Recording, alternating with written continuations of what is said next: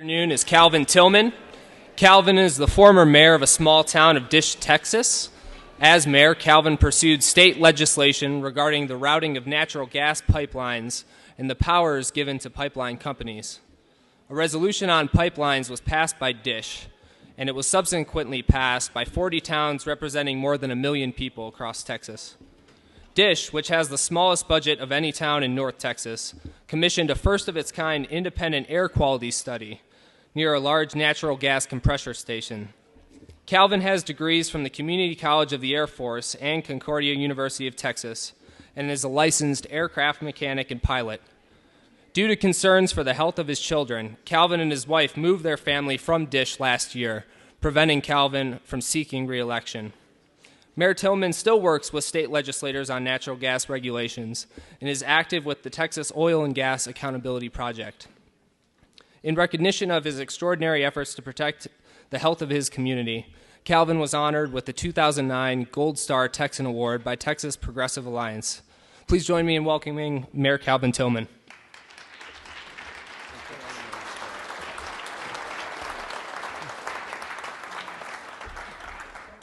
Thank you very much. Thanks for the CHC here for bringing me out here. This is a really tough act to follow. We've had some great speakers. Some people that I admire have already been up here to speak in front of you. So a little bit about myself. I didn't actually grow up in Texas. I grew up in a little town in Oklahoma. I grew up in the middle of an oil field in Oklahoma. And so one of the reasons that I always tell people that is that there's this theory out there that the only reason that there's any opposition to drilling activity is because you're not used to it. And so it's a little hard to get more used to it than I was when I moved to Texas. When I moved to Dish, there was actually drilling activity going on, and I didn't think that much about it because I had simply grown up around it. And so this is a satellite image of Dish, and you can go to Google Maps, and you can pull up this exact same image. This isn't something that was taken. It's public information right out there on the web.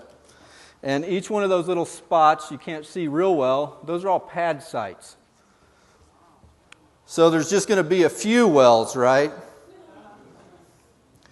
And so for each one of those that they don't drill, that's money that they've left on the table. That's profit that they won't get. So there really is no other way than to drill this many wells. And if you actually pan north, you'll see that it's a lot more developed. They're still drilling in Dish, so there's going to be more of those pad sites. That was where my home in Dish was, almost exactly where the A is at. This is a big compression station facility. I'll have a picture of it in a couple of slides. But you can pull this up on Google, and you can see what your community will look like in, say, 15 years if this is allowed to proceed. So people always ask me, well, where exactly is Dish?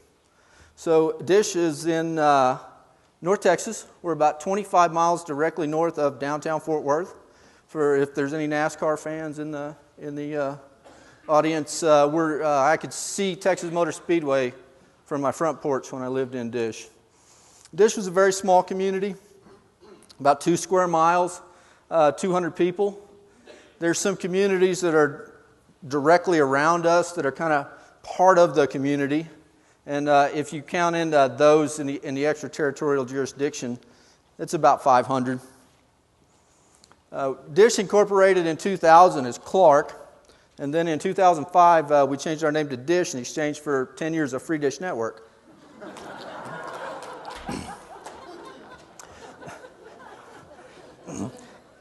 You may have heard about that because when the media coverage of that was comparable to when Apple released the iPod. So it was a pretty big deal for them. And we had the smallest budget of any North Texas town. It was around $70,000. Dish is geographically located right in the center of the Barnett Shale. And this is a little bit from the Railroad Commission website. The Railroad Commission regulates the oil and gas industry in Texas. Most people don't know that the Railroad Commission regulates the oil and gas industry in Texas. Frankly, I'm not certain the Railroad Commission knows that they regulate the oil and gas industry in Texas. But they do collect data, and this is some numbers from them. So it's a 5,000-mile geological formation. It's known as a tight gas reservoir. Can only produce gas through hydraulic fracturing. These are some numbers that's about a year and a half old. There were 14,574 wells, and there was about 3,000 more that were permitted. Now, these numbers would of course change, but according to the industry sources, there could be upwards of 100,000 wells in the Barnett Shale. So pretty much the entire Barnett Shale would look like the aerial photo that I showed you earlier. There's also some other photos around here. So we don't have the market on the tight densing. So Dish is actually located about 15 miles from where the first shale gas well was fracked, the test well. Some of you have seen maybe Mitchell Energy developed this technology, and it was about 15 miles to the west of Dish. So there's been some activity going on there for quite some time. And Dish is located just kind of out on the edge of the urban sprawl. And so we're a bedroom community. Most of the people have some property. We have the minimum 1 acre lot size. So, people build their custom homes on an acre or two. That was kind of the community in general. That also left us vulnerable because we were a popular pipeline route. So all of the gas has to get to market, so there has to be an underground highway of pipelines in order to get that product out to market. And so we've got 11 high-pressure, large transmission lines that touch Dish's borders at some point or another. And we only have 2 square miles, so you can imagine the congestion that they have there. And it's not some well-thought-out grid. It looks like a spider web. If you look at the pipeline maps, it looks like a spider web of pipelines. And so as we start to develop more, that's going to cause problems because you're going to be digging, putting utilities in, things like that. So that's going to cause some problems. So we've got 12 compressor engines. The treating facility, now natural gas doesn't come out of the ground as the cleanest burning hydrocarbon. It has to go through a process in order to remove all of those impurities. And that happens right in Dish as well. We have metering stations where they measure the gas. It's a product, so it gets sold. So it gets metered. We have wells. We have about 18 just inside of our corporate limits and probably about 50 or so just outside of our corporate limits. When we enacted our ordinance against drilling, they just simply went outside of our corporate limits and then drilled under the town from outside. This is a little closer image of our compression station. And that in the background there, that's Dish. So you can see some homes here. There's a little airport runway. This was my home over here. And so you can see pretty rural, pretty open. The corporate limits of Dish go something like this, down this way. So these right here are actually outside of the corporate limits of Dish.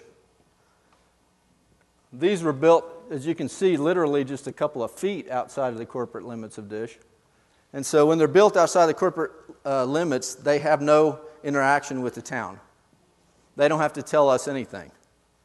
And so, as you see, these are open. As they get into the town, they get enclosed. They're painted neutral colors. There's things that we can do, but we're preempted from doing very much. We can help control nuisance. And noise, aesthetics. That's pretty much all that we can do. Everything else we're preempted by the state in. That's about a quarter mile across there. Just to kind of give you a scale. That's about a quarter mile in length, something like that. You can see here's some glycol dehydrators. There's some pictures over on the wall over there of some glycol dehydrators. So we've got 3 of those right in our little community. So what you were really looking at was 5 sites, not just 1 site. Because each of these companies independently permitted under what they call permit by rule. So under permit by rule, if you don't reach a certain emission threshold, you simply fill out an application and you mail it in, and as long as all the squares are filled and the check clears, you get a permit. And so each one of these companies did that. So individually they qualify for the permit by rule. However, together, cumulatively, they're well above the allowances for the permit by rule. And so essentially all of these were permitted without any interaction other than sending in an application from the state regulatory agencies. When we started to get some exposure on this, the TCEQ, the Texas Commission on Environmental Quality, which permits these, actually had no idea that they had permitted 5 sites right next to one another.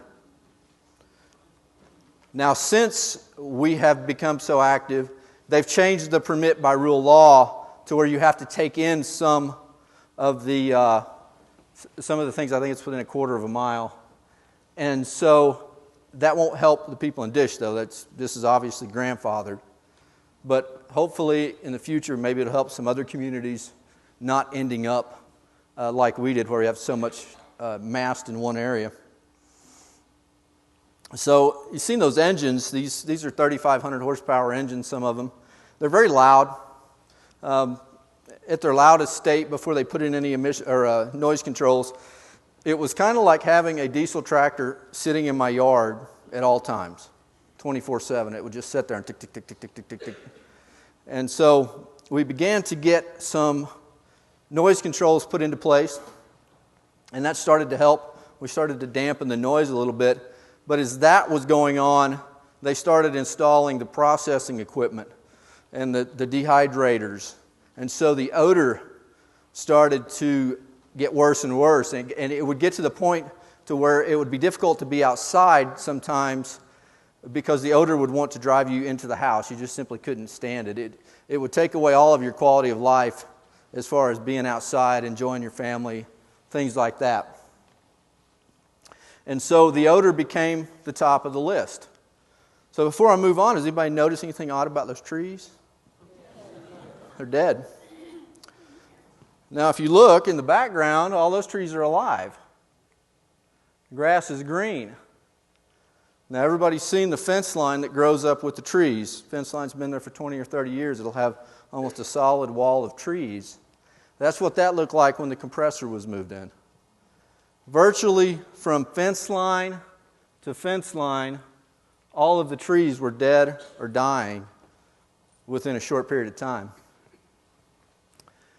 You can see those two pretty plainly. There's one here. There's actually several more that have fallen down. There's a stump right there.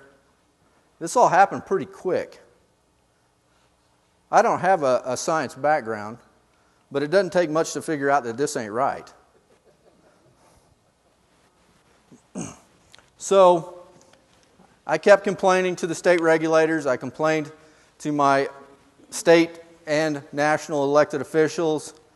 We finally got enough pressure on the operators that they agreed to do an air study. So their idea of an air study was they put a methane detector in the back of a little SUV and they drove around for 2 hours, said everything was fine. They told me that lie with a straight face. This was a quote from their study. No natural gas leaks were found that would be detectable to the human nose. It was all a figment of our imagination, right? if you were to do a public information request through TCEQ and the Railroad Commission of all the complaints of odor in the town of Dish, you would have hundreds and hundreds of complaints. But it was a figment of our imagination. That's what they said, right? So we decided that maybe we should do our own study.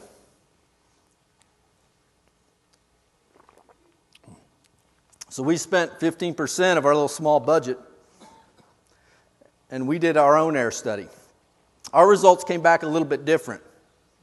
Of course, we tested for something besides methane, too. We did find methane, but we found a lot of other things, too. This was a quote from our air study.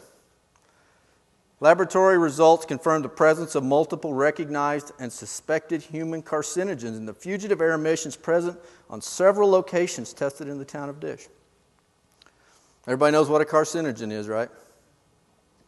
Causes cancer. There was neurotoxins and many of the chemicals that Theo talked about earlier. All of these were taken on private property around the facility.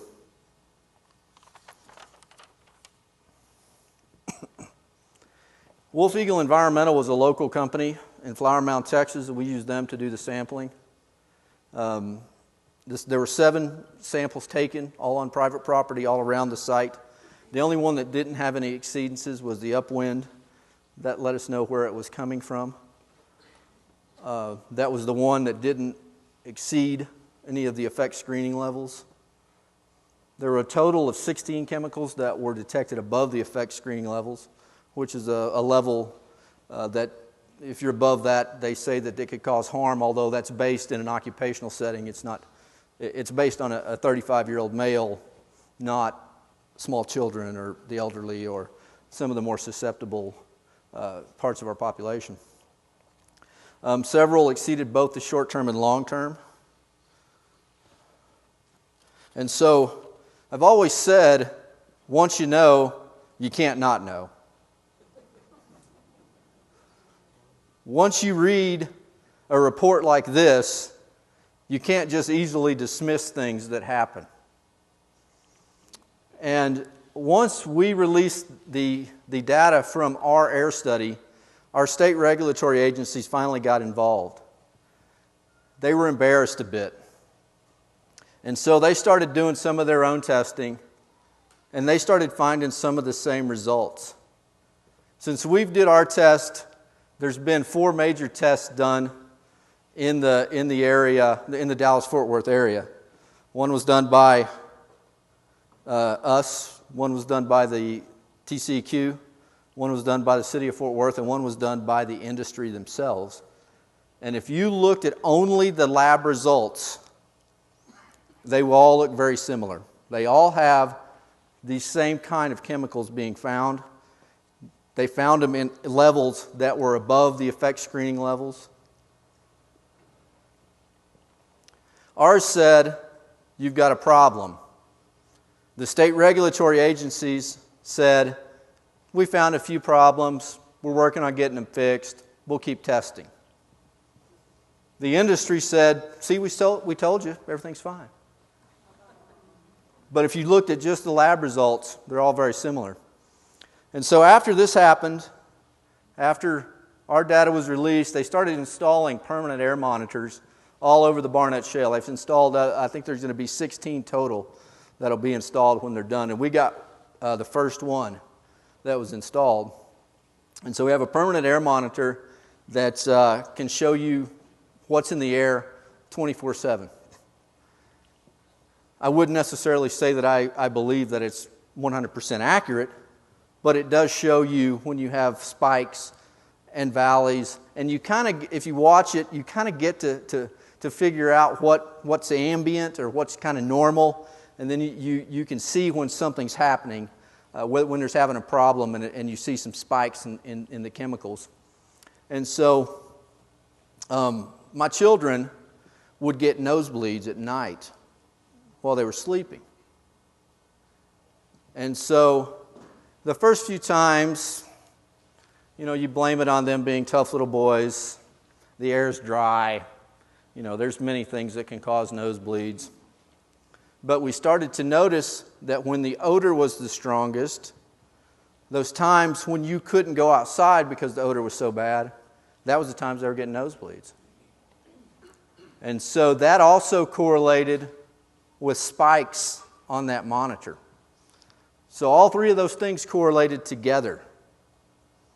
And so Memorial Day last year, actually it's been 2 years ago now,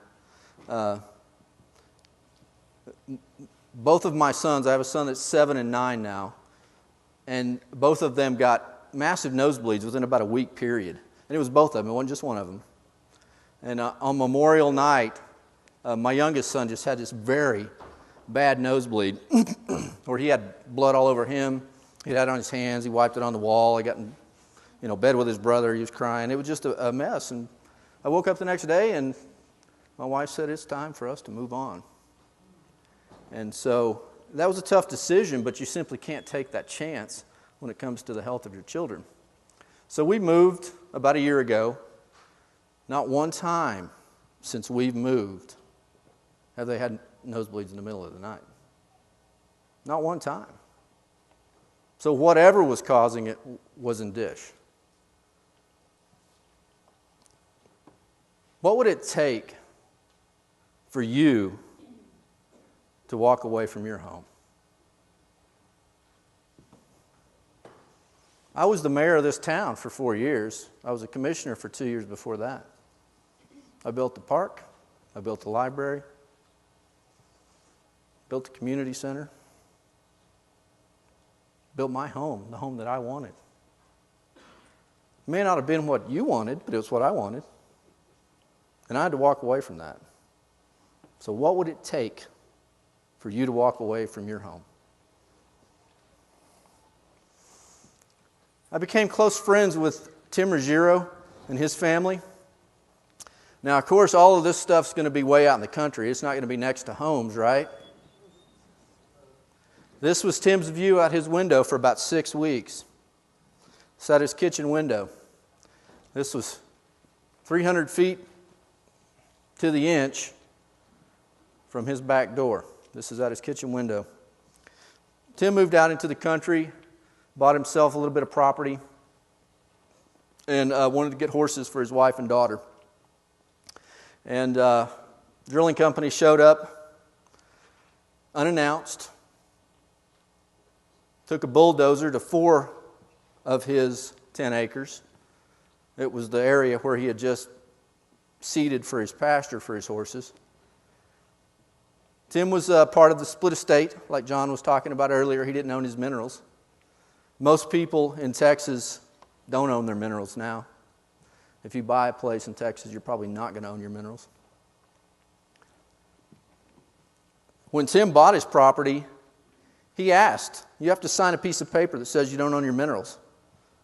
So they say, well, what does that mean? It means if you're out digging in your garden, you hit oil, it's not yours, somebody else's. It didn't say that they could park a drilling rig 300 feet from your back door, take 4 acres of your property, and then pollute the rest of it. This is an aerial view of Tim's property. This is his 10 acres here. As you can see, a significant portion of that is where the wells are. There's the well heads, there's the tanks. They poured the drilling waste all over this area. They've seeded it several times and never been able to get anything to grow there. There's pipelines around the rest of his property. There's a drilling rig. That's where his daughter's playground was at. So when Tim bought his property, he paid about $250,000 for it. He put a bunch of money into the home, reseeded it, put in a pipe and cable fence, which the energy company promptly cut down with their torches, pulled out with their bulldozers. And it was once appraised at $340,000. Tim doesn't live there anymore. He's moved away also. But before he moved, it was on the tax rolls for $78,000. That's about a 75% reduction. This is a FLIR camera, forward-looking infrared gas finder. This doesn't look for heat. This looks for volatile organics. They will try and tell you sometimes that this is heat coming out of that. I'm not sure if can you see that very well out there? Yeah, you can see that stuff coming out of the stack, and it's coming out of each of those hatches. John was talking about the hatches earlier. That's what it would look like with an infrared camera, and it just shows that stuff coming out. Those are those volatile organics. Those are those things that have those chemicals in it that Theo was talking about. After knowing that I was going to move, I wanted to stay involved, and so I co-founded with Tim a nonprofit organization called Shale Test. And we're about 1.5 years old now. And it took us really about a year to become a really good functioning organization. Right now we are functioning. We do operations in Texas, Ohio, and Pennsylvania. We're affiliated with Earthworks, which is also affiliated with the Oil and Gas Accountability Project, which has done a lot of work out in this area and in New Mexico. So we do testing for lower income families. That's our primary target. We work through grants. So if we get a grant that takes us outside of our core mission a little bit, we do that too.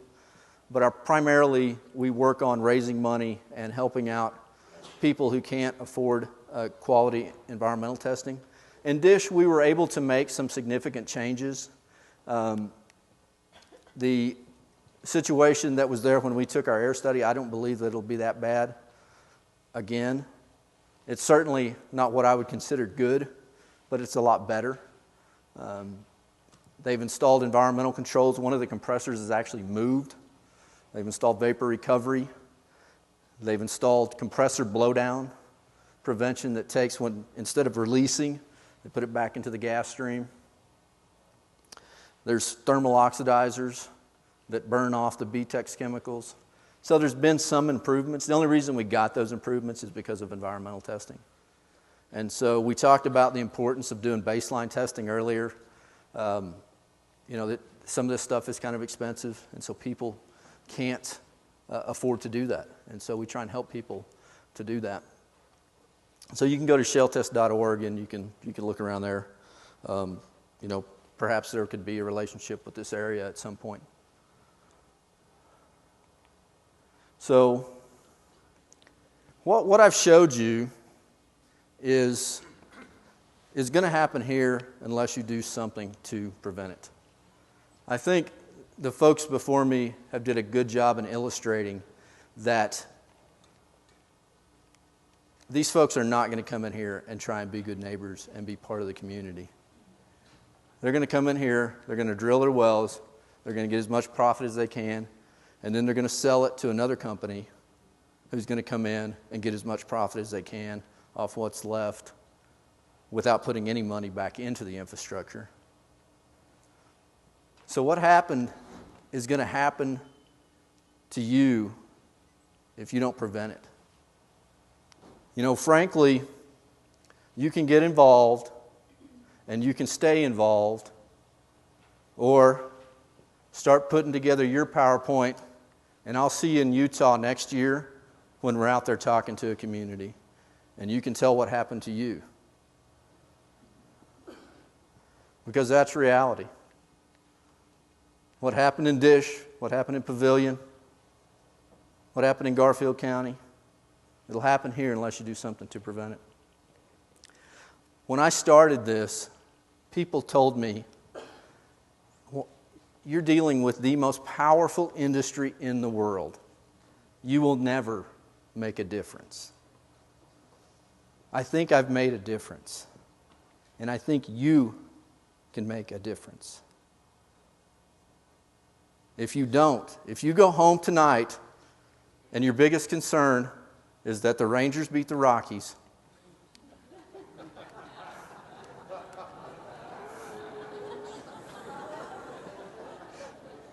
then my trip was wasted and the rest of our trips were wasted. Get involved, stay involved. One person can make a difference. I just added this quote, and this is a quote that I really like. It's one of those quotes that just make you feel good inside. It's not the critic who counts, not the man who points out how the strong man stumbles, or where the doer of deeds could have done them better. The credit belongs to the man who is actually in the arena, whose face is marred by dust and sweat and blood, who strives valiantly, who errs, who comes up short again and again. Because there's no effort without error and shortcoming. But he who does actually strive to do the deeds, who knows great enthusiasm, the great devotions, who spends himself in a worthy cause, who at best knows in the end the triumphant of high achievement, and at the worst, if he fails, at least he fails while daring greatly. So that his place shall never be with those cold and timid souls who neither know victory nor defeat. That was a quote by Theodore Roosevelt. Are you going to get in the arena?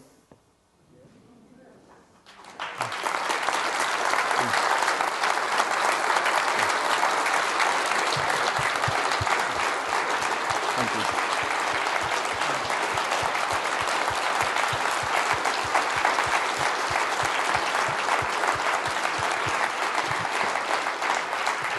Thank you. So, questions for Calvin? Here's some of my contact information if you guys want to contact me directly. I do actually return my own phone calls. So if you give me a call, you will get a response. There's email. You can write that stuff down while we're asking questions. In the back?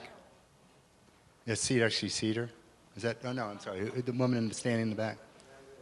My question concerns for those of us who want to do a baseline test of our water from the wells or springs. What should we, there's so much information, there's so much confusion from what little research I've done. How can we learn about what we really need to test for?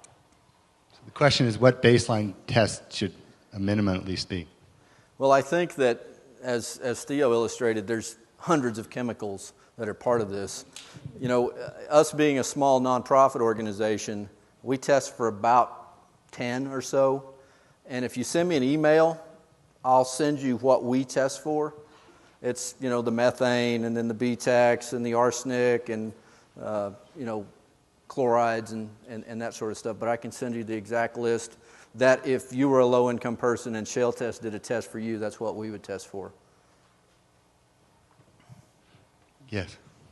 Have you ever been successful in stopping them in a community like this? The question was, have you been successful in stopping them in a community like this? Yeah, there's been communities that that's been successful. It's not Calvin that's going to stop it, though.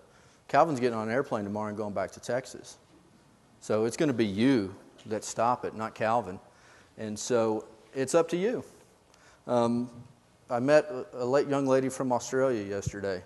And if I got a quick second to tell a story, there was a lady on short notice in Corinth, Texas, who called me on a Thursday, and they were going to vote on installing a well at her city council on Tuesday.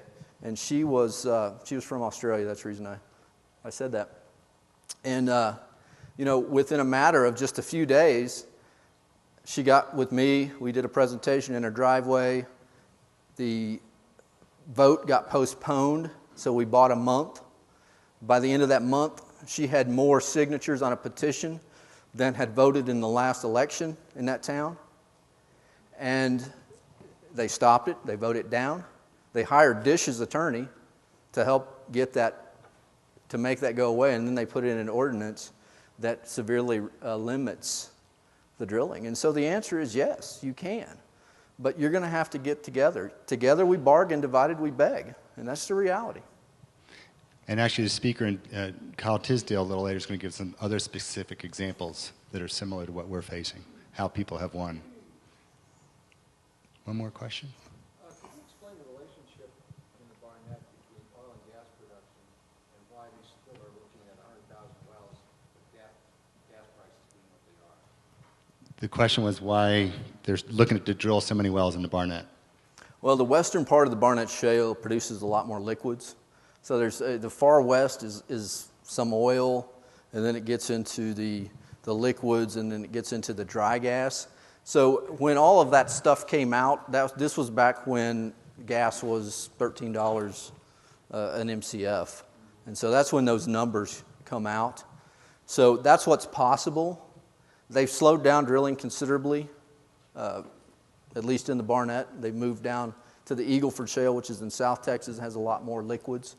But at some, I would doubt that we could all believe that it's going to stay at $2 an MCF forever. And so, you know, the shale's been down there millions of years. It's going to be down there millions more. And so they don't have to develop it tomorrow. They can develop it when it's more profitable for them. Okay, thanks very much, Calvin, for Thank coming you. out. We really appreciate it.